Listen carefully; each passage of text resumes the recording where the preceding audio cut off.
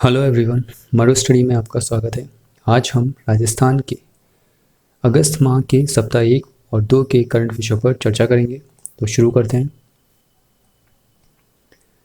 प्रदेश में श्रमिकों को recruit, trend and deploy model पर औद्योगिक संगठनों की ओर से प्रशिक्षित करने और उद्योगों में रोजगार देने के लिए हाल ही में जेम्स एंड ज्वेलरी एसोसिएशन ने किसके साथ एमओयू किया है?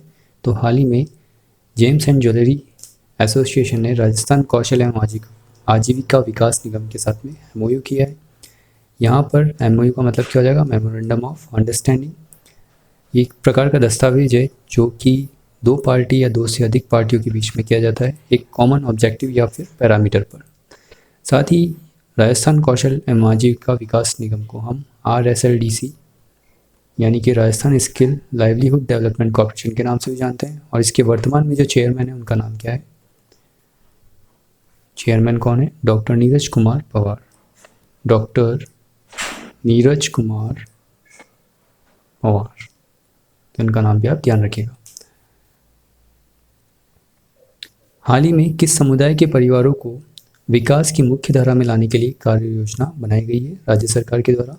तो हाल ही में भील समाज के लोगों को, भील समाज के परिवारों को विकास की मुख्य धारा में लाने के लिए ये योजना बनाई गई है। और ये किस एरिया के लोग रहेंगे? पश्चिमी राजस्थान के जैसलमेर, बाड़मेर, जालोर, सिरोही, पाली, जोधपुर आदि जिलों में जो बिखरे रूप से रह रहे हैं उन लोगों के लिए अप्लाई होगा। इसी के साथ ही हाल ही में जो मुख्यमंत्री जी हैं हमारे अशोक गहलोत जी, उन्होंने विश्व आदिवासी दिवस पर 9 अगस्त को मनाने की घोषणा की है। और साथ ही अनुसूचित क्षेत्र को 187.85 करोड़ रुपए के विकास कार्यों की सौगात तथा 41 निर्माण कार्यों के शिलान्यास और लोकार्पण की घोषणा भी उन्होंने की है। इनका जो लोकार्पण और शिलान्यास है वो किया जाएगा, तो ये भी आप ध्यान रखिएगा। विश्व आदिवासी दिवस कब मनाया जाता है? 9 अगस्त को, तो ये भी एक डेट आप ध्यान रखिएगा। सफ़ेद नर बाघ राजा का संबंध किस क्षेत्र से है? ये वाइट टाइगर है, उनका नाम क्या था? राजा। इसका किस क्षेत्र से संबंध है? तो ये है नाहरगढ़ बायो पार्क से। हाल ही में वाइट टाइगर जो कि राजस्थान में केवल एकमात्र था, उसका नाहरगढ़ बायो पार्क के अंदर अभी उसकी मृत्यु हो गई थी। इस वजह से ये भी न्यूज़ में था। और नाहरगढ़ बायो पार्क कहाँ पर स्थित है? जयपुर के अंदर, तो आप ये ध्यान रखिएगा। इससे पहले कुछ बीमारी से, जो कि यहाँ पर इसका नाम दे रखा बीमारी, जैसे लेप्टोस्पायरोसिस बीमारी से पहले भी टाइगर रुद्र, शेर, सिद्धार्थ, इनकी मृत्यु हुई थी। और ये बीमारी जो है वो नेवले व चूहे के यूरिन से फैलती है। तो इसी का एक कारण ये माना जा रहा है कि शायद वाइट टाइगर जो राजा था उसकी भी डेथ इसी वजह से हुई होगी, लेकिन अभी तक रिपोर्ट आई नहीं है। लेकिन आप इस बीमारी का नाम भी आप ध्यान रखिएगा। वर्ल्ड ब्रेस्ट फीडिंग वीक कब मनाया जाता है? तो वर्ल्ड ब्रेस्ट फीडिंग वीक ये कब मनाया जाता है? 1 से 7 अगस्त के बीच में। और इस साल इसकी जो थीम है उसका नाम क्या है? स्तनपान जीवन का आधार। तो ये आप ध्यान रखिएगा। WHO यानी कि विश्व स्वास्थ्य संगठन, वर्ल्ड हेल्थ ऑर्गेनाइजेशन के अनुसार जो भी नवजात शिशु है जिसका जन्म हुआ है उसे 6 माह तक माँ का दूध पिलाना बहुत आवश्यक है, क्योंकि माँ के दूध में प्रतिरक्षण क्षमता होती है जो कि बच्चे को कई प्रकार के रोगों से बचाती है, जैसे कि रतौंधी इत्यादि रोगों से बचाती है। तो आप ये ध्यान रखिएगा कि वर्ल्ड ब्रेस्ट फीडिंग जो वीक है वो कब मनाया जाता है? 1 से 7 अगस्त तक। और इसका इस साल की जो थीम है वो क्या है? स्तनपान जीवन का आधार। सफ़ेद सोना के नाम से कौन सी फसल जानी जाती है? तो सफ़ेद सोना के नाम से कौन सी फसल जानी जाती है? तो ये जानी जाती है कैश क्रॉप कपास। इसे हम कैश क्रॉप्स कॉटन भी कह सकते हैं। यह सफ़ेद सोना के नाम से जानी जाती है। इसके साथ ही अगर और फसलों के अगर नाम लें तो ग्वार, शुगर केन यानी गन्ना, और चिलीज़, इन्हें भी हम कैश क्रॉप्स कॉटन की श्रेणी में रखते हैं। यहाँ पर कैश क्रॉप्स कपास जो है इसकी प्रोडक्शन सबसे ज़्यादा किस ज़िले में होती है? तो वो होती है हनुमानगढ़ के अंदर। तो आप ये भी ध्यान रखिएगा। हाल ही में खरीफ सीज़न के चलते ये न्यूज़ में थी, तो इस वजह से इसका नाम आप ध्यान रख सकते हैं। हाल ही में इंदिरा रसोई योजना की शुरुआत किस राज्य में की गई है? तो हाल ही में कहाँ की गई है? राजस्थान के अंदर। मुख्यमंत्री अशोक गहलोत ने इंदिरा रसोई योजना की शुरुआत करने की घोषणा की थी और अब इसे शुरू किया जाएगा।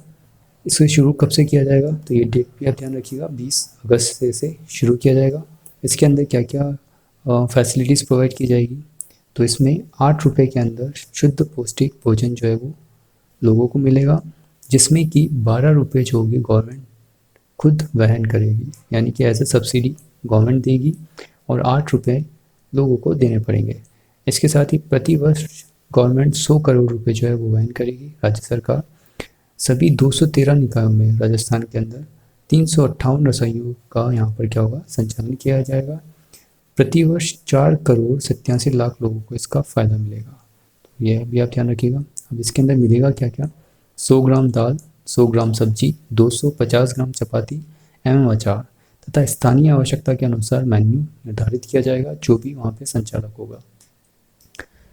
इसके साथ ही जो इंदिरा रसोई योजना है उसे हाईटेक भी किया जाएगा और इसके तहत प्रत्येक रसोई में कंप्यूटर और कैमरे भी लगाए जाएंगे, जिससे लाभार्थी की उस जगह पर फ़ोटो खींची जाएगी जहाँ से वो भोजन खरीद रहा है और साथ ही उसके मोबाइल नंबर को भी स्टोर किया जाएगा और बाद में फीडबैक संबंधित जानकारी भी ली जाएगी।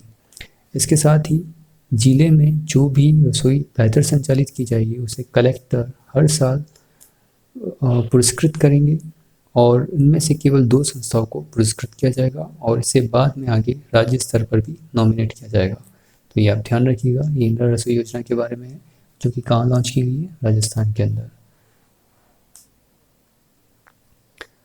हाल ही में राज्य कैबिनेट में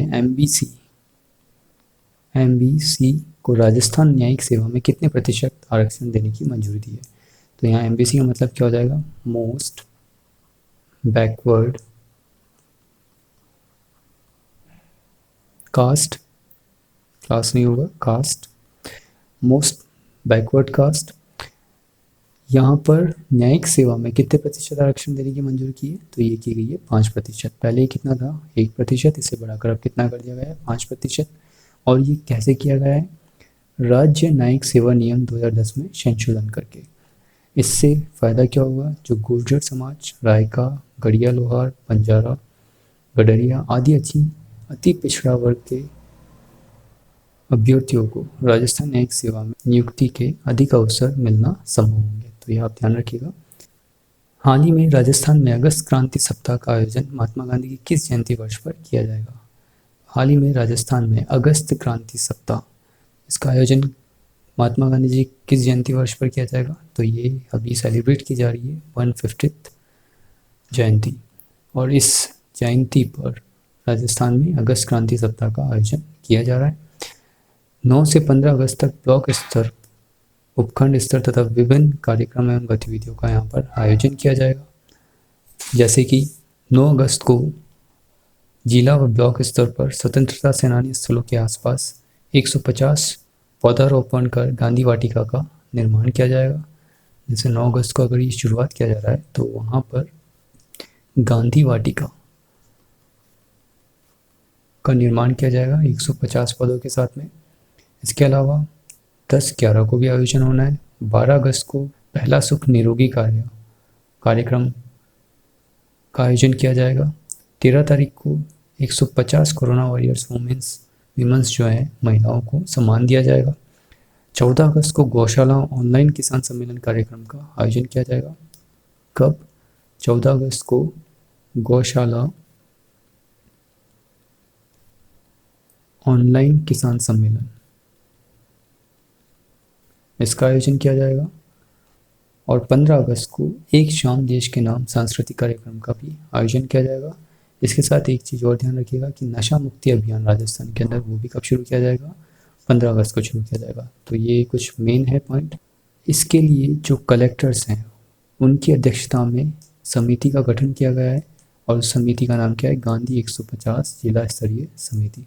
तो आप ये भी ध्यान रखिएगा कि ये पूछा जा सकता है कि गांधी 150 जिला स्तरीय समिति का संबंध किस सप्ताह से है? तो ये कौन सा सप्ताह होगा? अगस्त क्रांति सप्ताह। तो आप ऐसे ऐसे भी ध्यान रख सकते हैं। हाल ही में जवाहर कला केंद्र के द्वारा वर्ल्ड फोटोग्राफी डे पर ऑनलाइन फोटोग्राफी प्रतियोगिता तथा वर्चुअल एग्जीबिशन का आयोजन किया जाएगा। इसका क्या विषय रखा गया है? तो हाल ही में इसका क्या विषय रखा गया है? ये रखा गया है लॉकडाउन एट होम। इसके साथ ही इसमें दो कैटेगरीज रखी गई है, जो कि दो हैं।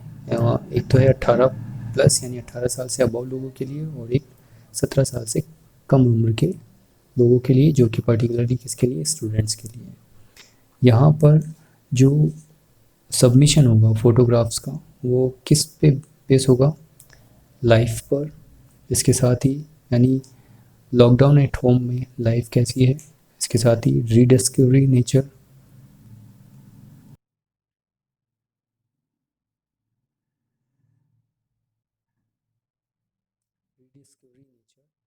इसके साथ ही सीनियर सिटीजन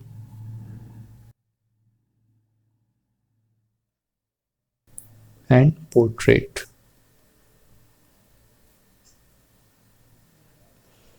इन पर ये प्रतियोगिता रखी गई है और ये शुरू कब से होगी?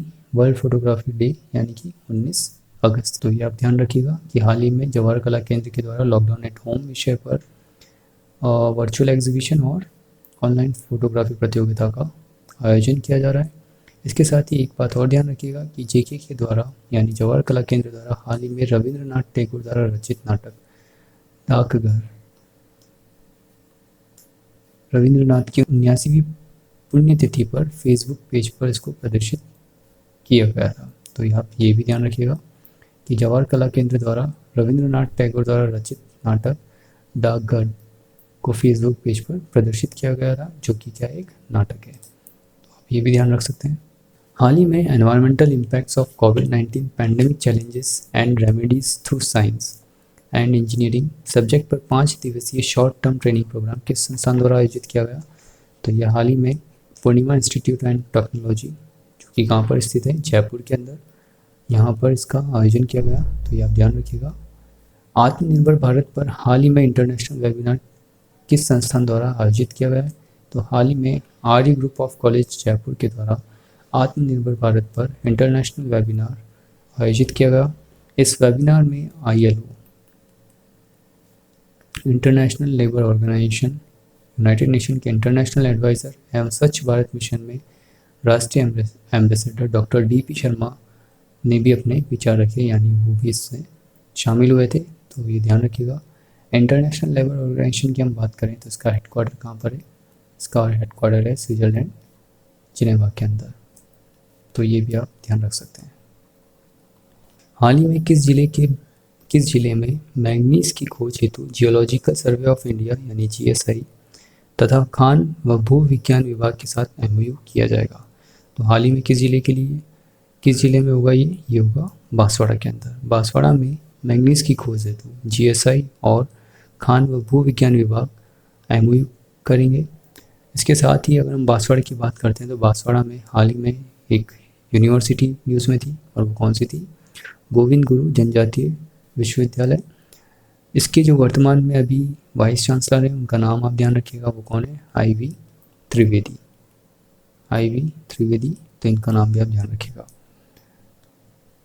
हाल ही में ग्लोबल तीज उत्सव का आयोजन किसके द्वारा किया गया है? तो हाल ही में ग्लोबल तीज उत्सव, ग्लोबल से पता पड़ रहा है यानी कि वैश्विक स्तर पर इसका आयोजन किया गया था। तो ये किसके द्वारा किया गया है? ये किया गया है राजस्थान फाउंडेशन के द्वारा।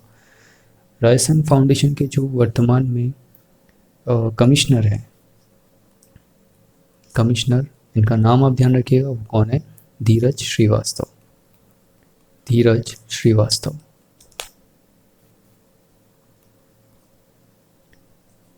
तो ये आप ध्यान रखिएगा कि राजस्थान फाउंडेशन के वर्तमान में कमिश्नर कौन है? धीरज श्रीवास्तव, और उन्होंने हाल ही में ग्लोबल तीज उत्सव का आयोजन किया था। फेमिना मिस इंडिया 2016 की फाइनलिस्ट रही ऐश्वर्या शुरान ने हाल ही में अखिल भारतीय स्तर पर UPSC की सिविल सर्विसेज परीक्षा में 93वीं रैंक हासिल की है। इनका संबंध किस जिले से है? तो इनका संबंध किस जिले से है? चुरू जिले से है। UPSC, जिसे हम क्या कहते हैं? Union public service commission. इसके वर्तमान में जो चेयरमैन है वो चेंज हो गए हैं, पहले कौन थे चेयरमैन? पहले थे अरविंद सक्सेना। अरविंद सक्सेना, इन्हें अब कौन रिप्लेस करेगा? इनकी जगह न्यू चेयरमैन कौन आएंगे अब? वो आएंगे प्रदीप कुमार जोशी जी।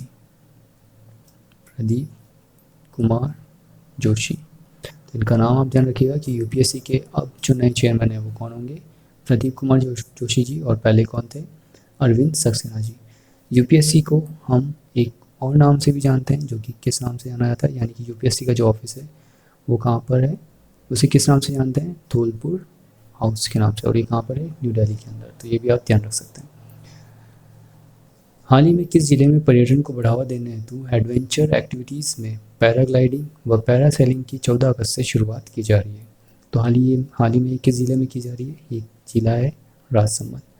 राजसमंद के ढाणा गांव में पर्यटन विभाग ने इस एक्टिविटीज़ यानी कि पैराग्लाइडिंग और पैरासेलिंग की शुरुआत करने के लिए से चुना है।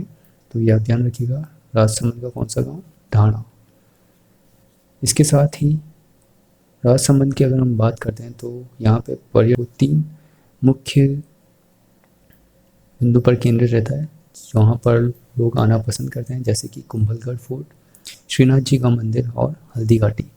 तो इन 3 के अलावा चौथी जगह अब कौन सी हो जाएगी एडवेंचर एक्टिविटीज़ के लिए? वो है पैराग्लाइडिंग और पैरासेलिंग एक्टिविटीज़। तो ये हो जाएगा आपका राजसमंद के अंदर ढाणा गाँव। तो ये आप ध्यान रखिएगा। नेशनल हैंडलूम डे कब मनाया जाता है? तो नेशनल हैंडलूम डे ये कब मनाया जाता है? 7 अगस्त को। और ये 7 अगस्त को क्यों मनाया जाता है? 2015 में भारत के प्रधानमंत्री नरेंद्र मोदी जी के द्वारा नेशनल हैंडलूम डे बनाए जाने की घोषणा की गई थी, क्योंकि 1905 के अंदर स्वदेशी मूवमेंट स्टार्ट किया गया था। स्वदेशी मूवमेंट, और उसकी भी डेट क्या थी? 7 अगस्त 1905। और ये स्वदेशी मूवमेंट जो था वो कहाँ से शुरू किया गया था? कलकत्ता से। तो उसी के चलते नेशनल हैंडलूम डे जो है वो 7 अगस्त को मनाया जाता है। इसकी घोषणा की गई थी। हाल ही में ये न्यूज़ में क्यों है? क्योंकि हमारे जो कला एवं संस्कृति मंत्री है बी.डी. कल्ला जी, उन्होंने नेशनल हैंडलूम डे के अवसर पर हैंडलूम क्राफ्ट एंड आर्ट विषय पर आयोजित एक लाइव टॉक शो में भाग लिया था। और साथ ही उस शो में उन्होंने घोषणा की थी कि 70 वर्ष से अधिक आयु के कारीगर 4,000 रुपये की नियमित मासिक वित्तीय सहायता प्राप्त करने के लिए कला एवं संस्कृति विभाग के माध्यम से कला एवं संस्कृति मंत्रालय भारत सरकार को अपना आवेदन दे सकते हैं। तो ये आप ध्यान रखिएगा। हाल ही में राजस्थान विधानसभा पर रीको और Rajasthan mines and minerals limited द्वारा सामाजिक जिम्मेदारी के तहत कितने किलोवाट का grid connected solar power plant स्थापित किया जाएगा? तो ये कितने किलोवाट का होगा? ये होगा 560 किलोवाट का। हाल ही में Rajasthan mines and mineral limited तथा रीको के द्वारा एक MOU किया गया, जिसके ज़रिए वह सामाजिक जिम्मेदारी के तहत, सामाजिक जिम्मेदारी को हम इंग्लिश में CSR भी कहते हैं। इसकी फुल फॉर्म आपको कमेंट बॉक्स में लिख के बतानी है कि CSR की फुल फॉर्म क्या होती है। ये एक प्रकार का फंड होता है, इसके बारे में हम पहले भी डिस्कस कर चुके हैं। और यहाँ पर हिंदी में हम इसे क्या कह रहे हैं? सामाजिक जिम्मेदारी के तहत इन्होंने एक MOU किया था RIICO Rajasthan mines and mineral limited ने, और इसके ज़रिए ये 560 kV का एक grid connected solar power plant जो है वो स्थापित करेंगे। और इसके लिए इन्होंने Rajasthan electronics and instrumentation limited को ये जिम्मेदारी दी है ताकि वो ग्रिड स्थापित कर सके। यह 6 माह के अंदर विधानसभा पर सोलर पावर प्लांट को स्थापित करेगी। तो ये आप ध्यान रखिएगा कि विधानसभा पर सोलर पावर प्लांट स्थापित किया जाएगा और उसकी जो कैपेसिटी है वो कितनी है? 560 किलोवाट। तो ये भी आप ध्यान रख सकते हैं। हाल ही में स्मार्ट इंडिया हैकेथॉन में जयपुर के नोडल सेंटर पर GIT कॉलेज जयपुर की PSLV ब्रह्मास्त्र टीम इसरो की प्रॉब्लम का सॉल्यूशन ढूंढ रही थी। इसके लिए टीम किस ऐप को डेवलप कर रही है? तो काफ़ी अच्छा क्वेश्चन बन सकता है, ये ध्यान रखिएगा। यहाँ ऑप्शन दे रखे भुवन, मौसम, गति और स्पीड अप। यह है गति ऐप। क्यों डेवलप कर रही है? क्योंकि इसरो का एक ऐप है जिसका नाम क्या है? भुवन ऐप। उस पर काफ़ी जो डाटा है वो क्लाउड सोर्सिंग के जरिए उपलब्ध होता है तथा अन्य सैटेलाइट से भी ये डाटा क्या होता है? इसके अंदर स्टोर होता है। इस डेटा को मैनेज करने के लिए जो मानवीय क्षमता है, मैनुअली बहुत टाइम लगता है। तो इसके लिए, इसको कंट्रोल करने के लिए, इसको मैनेज करने के लिए यहाँ पर जो GIT कॉलेज की जयपुर की जो टीम है वो एक ऐप का निर्माण कर रही है, और वो ऐप कौन सा है? गति ऐप। तो ये आप ध्यान रखिएगा। हाल ही में राजसमंद सांसद दिया कुमारी द्वारा चरण पादुका अभियान की शुरुआत किस विधानसभा क्षेत्र से की गई है? तो हाल ही में ये किस विधानसभा क्षेत्र से की गई है? इस चरण पादुका अभियान की शुरुआत ये की गई है ब्यावर बाड़िया ग्राम के जरिए। तो ये आप ध्यान रखिएगा। इसमें जो भी बच्चे हैं, यानी आर्थिक रूप से इकोनॉमिकली बैकवर्ड हैं, आर्थिक रूप से कमज़ोर हैं, उन्हें शूज़ दिए गए हैं। तो ये आप ध्यान रखिएगा। ये कहाँ से शुरुआत की गई है इसकी? ब्यावर बाड़िया ग्राम से। तो ये आप ध्यान रख सकते हैं। हाल ही में भरतपुर में आत्मा परियोजना के अंतर्गत किस पुस्तक का विमोचन किया गया है? तो हाल ही में आत्मा परियोजना के अंतर्गत भरतपुर में किसानों को देई सुविधा नामक पुस्तक का विमोचन किया गया है। अब यहाँ पे बात होती है आत्मा की। तो यह एक कृषि विभाग से संबंधित परियोजना है। इसमें समग्र कृषि विकास को ध्यान में रखते हुए ये राष्ट्रीय योजना बनाई गई थी। साथ ही यहाँ पर जो आत्मा है इसका नाम क्या हो जाएगा? Agriculture technology management agency. Agriculture technology management agency यानी कृषि प्रौद्योगिकी प्रबंधन एजेंसी। प्रौद्योगिकी प्रबंधन एजेंसी। तो ये आप ध्यान रखिएगा। इसके तहत हाल ही में किसानों को देई सुविधा नामक पुस्तक का विमोचन किया गया था, वहाँ के भरतपुर के जिला कलेक्टर हैं उनके ज़रिए। तो ये आप ध्यान रख सकते हैं।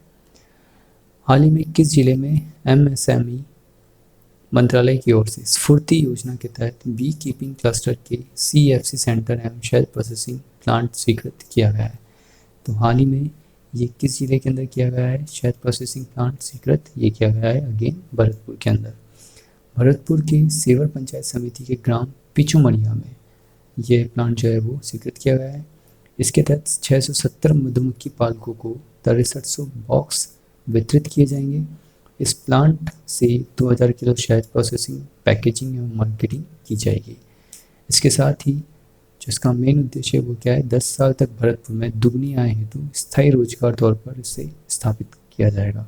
यानी कि जो भी किसान इससे जुड़े हुए हैं बी कीपिंग से, उनकी आय को दुगनी करने के लिए इस प्लांट को यहाँ पर लगाया गया है भारत सरकार के द्वारा, जो कि किस मंत्रालय के जरिए होगा? MSME मंत्रालय के जरिए, यानी माइक्रो स्मॉल मीडियम एंटरप्राइजेस के जरिए। इसके जो वर्तमान में मंत्री हैं वो कौन है? नितिन गडकरी जी। और जो स्टेट मिनिस्टर है उनका नाम क्या है? प्रताप चंद्र सारंगी। तो ये भी आप ध्यान रखिएगा, प्रताप चंद्र सारंगी। यहाँ पर CFC सेंटर का मतलब क्या हो जाएगा? Common facility centre. Common facility centre.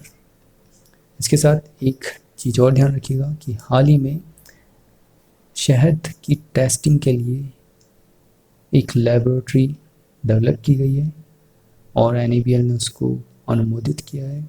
और वो कहाँ पर की गई है? गुजरात के अंदर, आनंद, गुजरात में आनंद के अंदर शहद टेस्टिंग लेबोरेटरी। कहाँ पर? गुजरात, आनंद के अंदर। तो आप ये भी ध्यान रख सकते हैं, ये क्वेश्चन बन सकता है।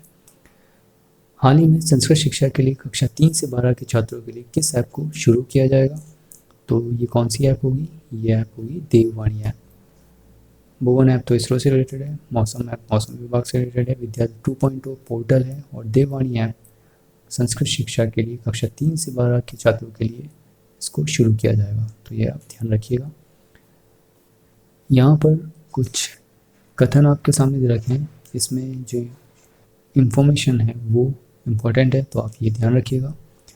बाड़मेर जिले के पचपदरा गांव में पेट्रोल रिफाइनरी के पास राज्य सरकार ने राजस्थान ILD कौशल विश्वविद्यालय यानी रीसू को 30 एकड़ जमीन आवंटित की है, जहां विश्वविद्यालय द्वारा ऊर्जा ग्राम विकसित किया जाएगा। तो ये आप ध्यान रखिएगा कि ऊर्जा ग्राम किस विश्वविद्यालय के द्वारा विकसित किया जाएगा, तो वो कौन सा विश्वविद्यालय है? राजस्थान ILD कौशल विश्वविद्यालय जयपुर के द्वारा। राजस्थान IIT कौशल विश्वविद्यालय के कुलपति डॉक्टर ललित के पवार व मणिपाल विश्वविद्यालय के प्रेसिडेंट डॉक्टर जी.के. प्रभु की उपस्थिति में दोनों विश्वविद्यालय के रजिस्ट्रार श्री देवेंद्र शर्मा व प्रोफेसर एच रविशंकर कामत ने MOU पर हस्ताक्षर किए। और यहाँ पर इनके नाम इम्पोर्टेंट नहीं है, लेकिन डॉक्टर ललित के पवार व प्रेसिडेंट डॉक्टर जी.के. प्रभु की उपस्थिति में, यानी डॉक्टर जी.के. प्रभु इनका नाम आप ध्यान रख सकते हैं। इन्होंने हाल ही में MOU किया है। क्यों MOU किया है? क्योंकि ये पेट्रो रिफाइनरी के जो कोर्सेज हैं वो उपलब्ध कराएंगे अपने विश्वविद्यालय के अंदर, और इससे रिलेटेड जो भी स्किल संबंधित नॉलेज होगी वो यहाँ प्रोवाइड कराई जाएगी। तो इसके लिए MOU किया गया है। इसके साथ ही राजस्थान IIT कौशल विश्वविद्यालय ने जगत गुरु रामानंदाचार्य राजस्थान संस्कृत विश्वविद्यालय तथा महर्षि दयानंद सरस्वती विश्वविद्यालय अजमेर के साथ में भी MOU किया है। तो ये आप ध्यान रखिएगा।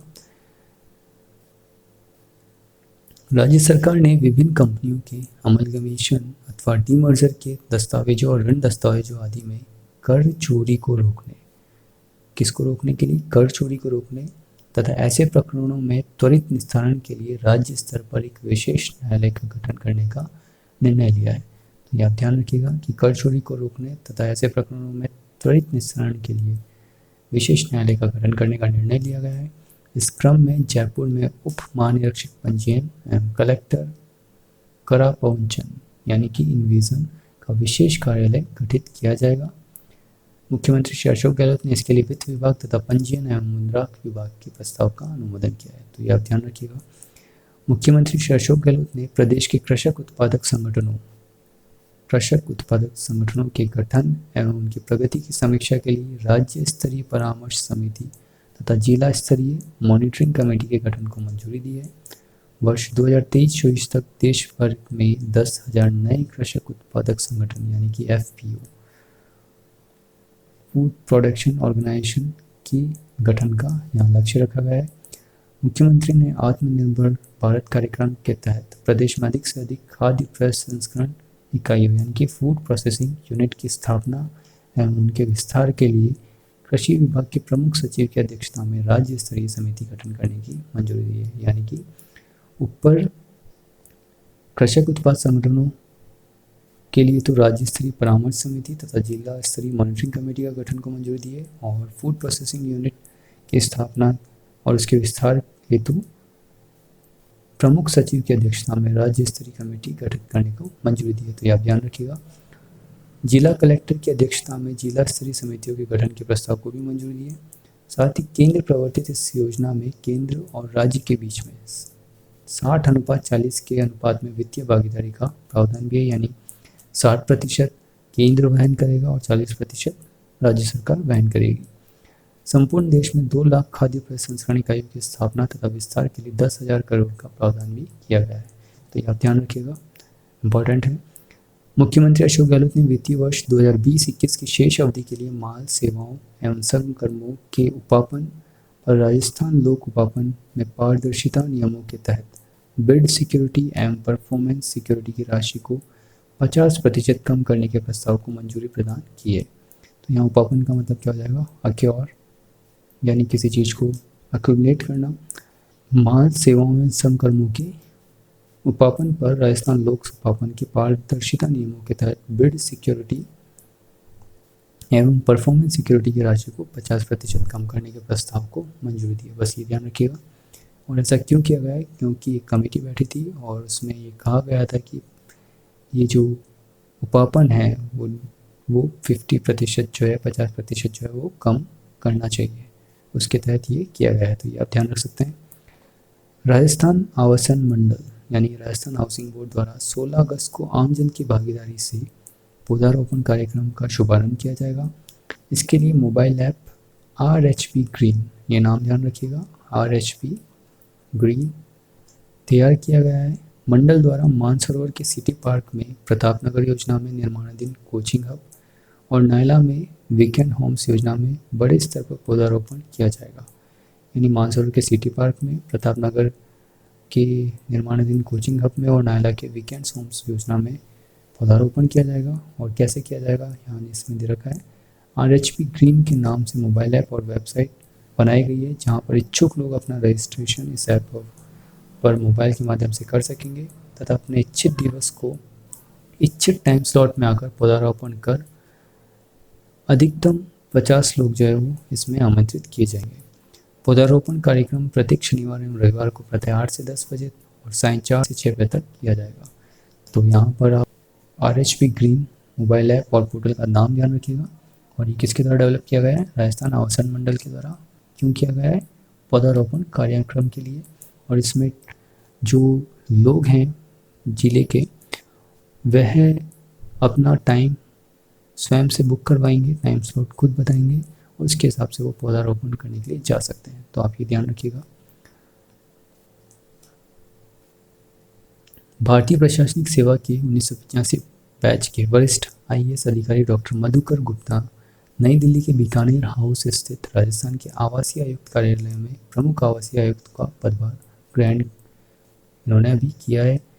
इससे पूर्व श्री गुप्ता ने इंदिरा गांधी नहर बोर्ड के चेयरमैन, जयपुर, कोटा, भरतपुर, बीकानेर के संभागीय आयुक्त तथा कई जिला में कलेक्टर के रूप में अपनी सेवाएं देने के साथ साथ राजस्थान सरकार के उच्च शिक्षा विभाग तथा और परिवहन विभाग में प्रिंसिपल सेक्रेटरी के पदों पर भी अपनी सेवाएं दी है। तो इनका नाम आप ध्यान रख सकते हैं, मधुकर गुप्ता जी, जिन्होंने हाल ही में प्रमुख आवासीय आयुक्त का पदभार ग्रहण किया है नई दिल्ली के अंदर। राष्ट्रीय कृषि विस्तार एवं प्रौद्योगिकी मिशन के सब मिशन ऑन एग्रीकल्चर मैकेनाइजेशन के अंतर्गत अभिलक्षित गांवों में KVSS GSS के माध्यम कस्टम हायरिंग केंद्रों की स्थापना की जाएगी। इन केंद्रों पर ट्रैक्टर में आवश्यक कृषि यंत्रों की क्रय लागत का 80% अधिकतम 8 लाख रुपए का अनुदान यहाँ पर दिया जाएगा। प्रदेश में किसानों को किराए पर खेती संबंधी यंत्र उपलब्ध करवाने के लिए क्रय विक्रय सहकारी समितियों एवं ग्राम सेवक सहकारी समितियों के माध्यम से 100 कस्टम हायरिंग केंद्रों की स्थापना भी की जाएगी। तो यह ध्यान रखिएगा। मुख्यमंत्री श्री अशोक गहलोत ने मुख्यमंत्री निवास पर राजस्थान राज्य बाल अधिकार संरक्षण आयोग के विजन डॉक्यूमेंट विजन मिशन, ये नाम आप ध्यान रखिएगा, विजन मिशन का विमोचन किया। विजन डॉक्यूमेंट में आयोग द्वारा एक वर्ष में बच्चों को सशक्त बनाने की दिशा में किए गए कार्यों, नवाचारों तथा सफलताओं को दर्शाया गया है। साथ ही बाल अपराधों की रोकथाम के लिए आगामी कार्य योजना, बाल अधिकार संरक्षण कानूनों की जानकारी आदि को भी इसमें सम्मिलित किया गया है। तो ये ध्यान रखिएगा कि विजन मिशन जो है वो हाल ही में इसका विमोचन किया गया मुख्यमंत्री गहलोत जी के द्वारा। और जो राष्ट्रीय बाल अधिकार संरक्षण आयोग की अध्यक्ष हैं वो कौन है? संगीता बेनीवाल जी। संगीता बेनीवाल जी, तो इनका नाम भी आप ध्यान रखिएगा। ये विज़न डॉक्यूमेंट हम पहले भी डिस्कस कर चुके हैं। उस समय राज्यपाल को प्रस्तुत किया गया था, उनके समक्ष प्रस्तुत किया गया था संगीता बेनीवाल जी के द्वारा। तो ये आप ध्यान रख सकते हैं। जयपुर विकास प्राधिकरण द्वारा बगरू के समीप चित्रोली में 10 मेगावाट का एक सोलर पावर प्लांट लगाया जाएगा। इंपॉर्टेंट है, ध्यान रखिएगा कि जयपुर विकास प्राधिकरण द्वारा बगरू के समीप चित्रोली में 10 मेगावाट का एक सोलर पावर प्लांट लगाया जाएगा। बिजली की जगह रीन्यूएबल एनर्जी उत्पादन कर बचत करने की दृष्टि से बगरू के समीप यह प्लांट जो है वो build owned and operated mode पर लगाया जाएगा। Build owned and operated mode पर लगाया जाएगा। तो ये आप ध्यान रख सकते हैं। विश्व भर में प्रसिद्ध हुई book Ikigai the Japanese secret to a long and happy life में ऑथर्स हेक्टर गार्सिया और फ्रांसेस मिरल्स ने entrepreneurs organisation EU Jaipur chapter द्वारा आयोजित और रजत बुक कॉर्नर की ओर से क्यूरेटेड वर्चुअल सेशन में इंटरनेशनल ऑथर्स ने अपनी बुक से जुड़े अनुभव साझा किए। तो ये बुक का नाम आप ध्यान रखिएगा, Ikigai the Japanese secret to a long and happiness life. इसका हाल ही में एंटरप्रेन्योर्स ऑर्गेनाइजेशन यानी EU जो कि जयपुर में स्थित है उसके द्वारा यहाँ पर आयोजन किया गया था। इसके साथ ही कौन था आयोजन करता? रजत बुक कॉर्नर। तो ये वर्चुअल सेशन था यहाँ पर इसका आयोजन किया गया था। तो ये आप ध्यान रखिएगा। इसमें इन्होंने अपने इस बुक से रिलेटेड जो कुछ अनुभव थे वो साझा किए। साथ ही EU जयपुर के जो वर्तमान में प्रेसिडेंट है उनका नाम क्या है? आयुष बेड़ीवाल। तो ये नाम भी आप ध्यान रखिएगा। राज्य सरकार ने आदेश जारी कर वैदिक संस्कार एवं शिक्षा बोर्ड की स्थापना के लिए ड्राफ्ट तैयार करने के लिए राज्य स्तरीय समिति का गठन किया है। तो ये भी आप ध्यान रखिएगा कि वैदिक संस्कार एवं शिक्षा बोर्ड की स्थापना के लिए भी गठित एक समिति का गठन किया गया है राज्य सरकार द्वारा। 15 अगस्त से राजस्थान में नशा मुक्ति अभियान चलाया जाएगा। तो ये हम पहले डिस्कस कर चुके हैं, तो ये भी आप ध्यान रख सकते हैं। जयपुर के डॉक्यूमेंट्री फिल्म के डायरेक्टर मोहसिन खान बड़गुजर इरफान खान पर documentary film Sahibzade of Rajasthan Jaipur film का निर्माण करेंगे। तो ये आप ध्यान रखिएगा, ये इंपॉर्टेंट है, पूछा जा सकता है।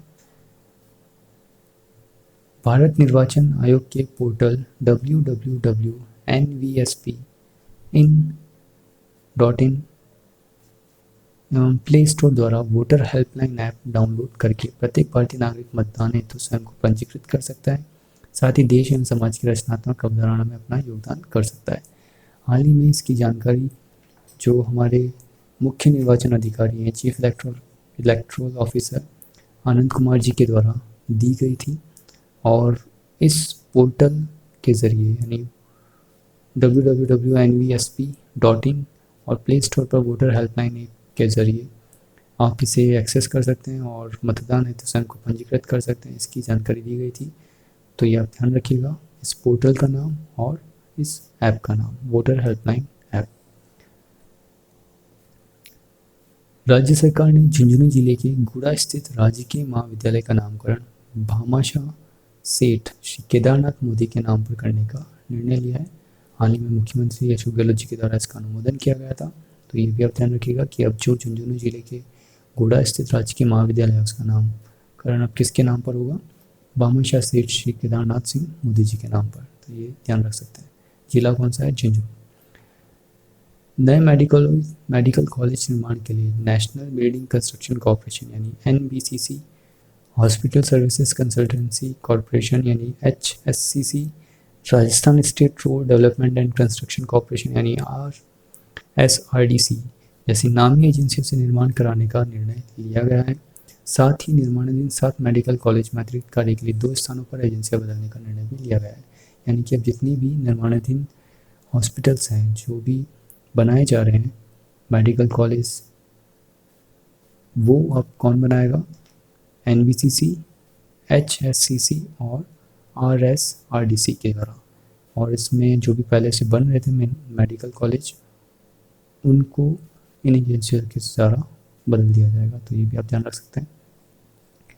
आइकॉनिक जयपुर लिटरेचर फेस्टिवल के प्रोड्यूसर टीम वर्क आर्ट्स ने हाल ही में Jaipur literature festival words are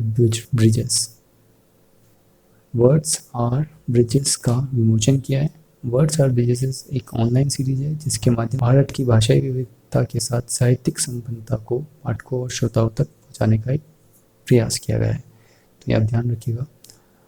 world indigenous day जो कि कब मनाया जाता है? 9 अगस्त को। 9 अगस्त व 10 अगस्त को अमूर्त सांस्कृतिक विरासत और भारत की विविध सांस्कृतिक परंपराओं की रक्षा के लिए 2 दिवसीय वेबिनार का आयोजन यूनेस्को की राष्ट्रीय ख्याति प्राप्त विश्वविद्यालय और संस्थाओं के साथ लोक संवाद संस्थान जयपुर और रूपायन संस्थान जोधपुर के संयुक्त तत्वाधान में होगा। इसमें कहानी प्रदर्शन, कला और शिल्प जैसी गतिविधियों का आयोजन किया जाएगा। तो ये आप ध्यान रखिएगा कि वर्ल्ड इंडिजीनियस डे पर 9 अगस्त को जो मनाया जाता है उसमें भारत की विविध सांस्कृतिक परंपराओं की रक्षा के लिए ये वेबिनार आयोजित किया जाएगा और इसमें कहानी प्रदर्शन, कला और शिल्प जैसी गतिविधियों का आयोजन किया जाएगा। और यह आयोजन किसके द्वारा किया जाएगा? लोक संवाद संस्थान जयपुर के द्वारा और रूपायन संस्थान जोधपुर के द्वारा। तो ये आप ध्यान रख सकते हैं। हाल ही में विज्ञान एवं प्रौद्योगिकी विभाग ने इंडियन एकेडमी ऑफ साइंस एवं IAS एसोसिएशन सोसाइटी के साथ संयुक्त रूप से नारी विज्ञान उत्सव 2020 थीम क्या था? वाओ वुमेन ऑफ वंडर का वर्चुअल प्लेटफॉर्म पर ऑनलाइन शुभारंभ किया है। तो कौन कौन सी यहाँ पे संस्था थी? Indian academy of science and IAS association society के साथ नारी विज्ञान उत्सव का आयोजन किया गया। और किस विभाग ने किया? विज्ञान एवं प्रौद्योगिकी विभाग ने। तो ये आप ध्यान रखिएगा, ये राजस्थान का विज्ञान एवं प्रौद्योगिकी विभाग है। मुख्यमंत्री श्री अशोक गहलोत ने प्रदेश में असंगठित क्षेत्र के लाखों कामगारों के कल्याण के लिए बड़ा निर्णय लिया है। उन्होंने इनकी सामाजिक सुरक्षा के लिए state social security board for unorganised workers का गठन जल्द करने के निर्देश दिए हैं। यानी कि जो भी असंगठित क्षेत्र के लोग हैं उनके कल्याण के लिए इस बोर्ड को गठन करने की निर्देश दिए हैं।